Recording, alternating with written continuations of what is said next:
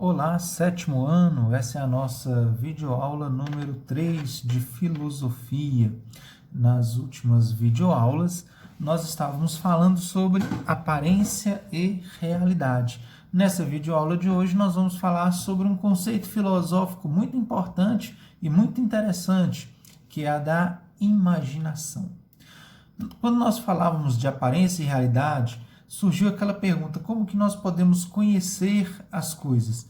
Se as coisas são como realmente nós vemos, não é? Aí nós concluímos lá que as aparências é a forma como nós podemos conhecer as coisas, mas que as aparências também podem nos enganar. Lembram disso? Então, sobre a imaginação, alguns filósofos perguntaram, né, se a imaginação ela nos ajuda ou nos atrapalha conhecer a realidade, né? Qual a ligação que existe entre imaginação e realidade, né? Aí, para nos ajudar a refletir isso, tem um filósofo que nós já conhecemos, né, que é Aristóteles. Para Aristóteles, a imaginação, e olha que coisa interessante, em grego a palavra imaginação é fantasia, como vai aparecer escrito aqui. Só que fantasia se escreve, né, como é trazido do grego, com PH. PH tem som de F. E o que é a imaginação, essa fantasia, segundo Aristóteles? É a capacidade humana de formar imagens, de formar representações das coisas. E qual que é a palavra grega para isso? A palavra grega para isso é fantasmata. Fantasmata tem a ver com fantasia, tem a ver com imagem ou representação das coisas que existem. Daí também vem uma outra palavrinha na língua portuguesa que nós usamos muito, que é a palavra fantasma. Olha que legal, né? Então, Aristóteles ele vai nos dizer que a imaginação, né, esta fantasia, ela é fruto daquilo que nós percebemos da realidade, né?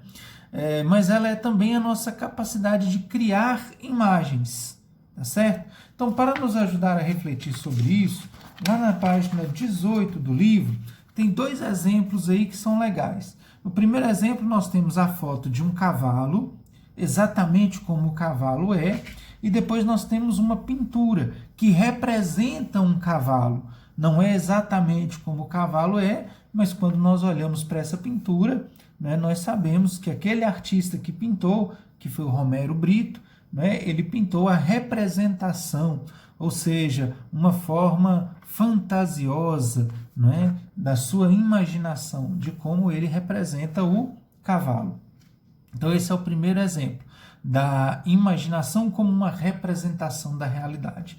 E depois tem um segundo exemplo, lá embaixo, né, que Aristóteles fala da nossa capacidade de criar imagens, né? Ele vai dizer que existe a imagem já da realidade, na nossa cabeça a imagem de uma ave, e na nossa cabeça também existe a imagem de um cavalo. São realidades que existem e que nós todos conhecemos. Se nós juntarmos estas duas realidades, nós criamos um cavalo alado, ou seja, um cavalo com asas. Cavalo com asas não existe, mas existem aves e existem cavalos. Nós unimos as aves com os cavalos e nós temos cavalos, na nossa imaginação, né? Nós temos cavalo com asas. É igual dizer montanha de ouro. Não existe uma montanha de ouro, mas eu já conheço a realidade montanha, eu conheço a realidade ouro. Quando eu junto essas duas realidades, eu crio uma realidade imaginativa, né? Ou seja, na minha imaginação, esta realidade, esta imaginação, né? Que não é realidade, é imaginação, uma montanha de ouro, tá certo? Um outro tema, né, que traz aí para a nossa reflexão filosófica é sobre os modos de existir. Está lá na página 20 do nosso livro, pode acompanhar aí comigo. O que está dizendo aí? Está dizendo que nós não podemos conhecer todas as coisas que existem, porque existem muitas coisas, nós não temos a capacidade de conhecer tudo que existe. Agora, já que eu não conheço tudo que existe, será que aquilo que eu não conheço realmente existe? Então essa é uma pergunta filosófica. E mais ainda, uma outra pergunta para confundir um pouco mais a nossa cabecinha, né? Aquilo que eu conheço realmente existe? E como eu posso ter certeza de que as coisas existem, né? E mais ainda uma outra dúvida. Como eu posso ter certeza que eu existo? Imagine aí que alguém pediu para você uma prova da sua existência. Alguém chegou para você e falou assim: me prova que você existe mesmo, que você não é fruto da minha imaginação. Como que você faria para provar para essa pessoa? Parece uma coisa estranha, né? Mas é uma pergunta possível. O que você faria para provar que você realmente existe, que você não é imaginação daquela pessoa? Então, essa é uma pergunta filosófica que já surgiu várias vezes aí na filosofia. Para nos ajudar a pensar sobre isso, acompanhem comigo aí, na página 20 ainda, essa hora de filosofar. Olha só. Para refletir sobre a existência, considere os itens a seguir e circule. Você vai circular aí junto comigo. Aqueles que correspondem a algo que você julga existir. Então, unicórnio existe? Se existe, você circula. Extraterrestre existe? Sombra existe? Sonho existe? Não é tão simples assim, viu? Vamos lá. Número existe?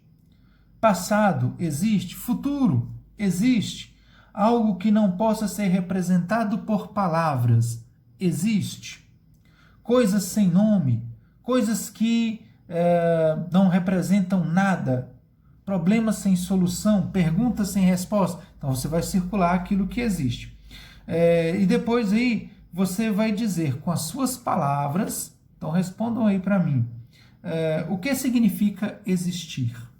Coloque aí, certo? Muito bem. Ainda sobre esse tema, tem um filósofo francês chamado Jean-Paul Sartre. Né? Jean-Paul Sartre ele nasceu em 1905, morreu em 1980, portanto é um filósofo já quase da nossa época, né? Eu nasci em 82, ou seja, 2 anos depois que Sartre morreu, né? Lá na França. Sartre tem uma frase famosa de Sartre que é assim: a existência precede a essência. Essa frase, ela representa um pensamento que é muito comum, que era muito comum naquele tempo, que é uma corrente filosófica chamada existencialismo. A existência precede a essência. O que significa essa frase? E como que Sartre imagina isso daí? Né? Sartre ele vai dizer que primeiro a gente nasce, ou seja, primeiro a gente passa a existir. Depois nós vamos nos transformando naquilo que nós somos, a partir das nossas escolhas. A partir das escolhas que nós vamos fazendo a cada dia é que nós vamos nos tornando aquilo que nós somos. E somente o ser humano tem essa capacidade. Uma formiga, ela nasce formiga, ela morre formiga.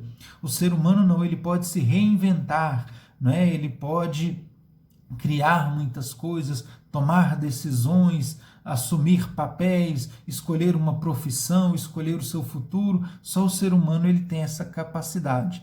Então, por isso, a existência precede a essência. Primeiro nós existimos, depois nós somos, vai nos dizer Jean-Paul Sartre. Para nos ajudar a refletir sobre isso, tem as atividades aí na página 22, 23 e 24, e com isso nós encerramos o nosso bimestre. Lembrando que tem aula segunda-feira, né? Eu ainda vou postar um vídeo aí com um resumão de tudo aquilo que vai cair na prova para ajudar vocês a estudarem. Mas façam essas atividades que elas também vão ajudar muito na hora da prova. Até lá. Bons estudos.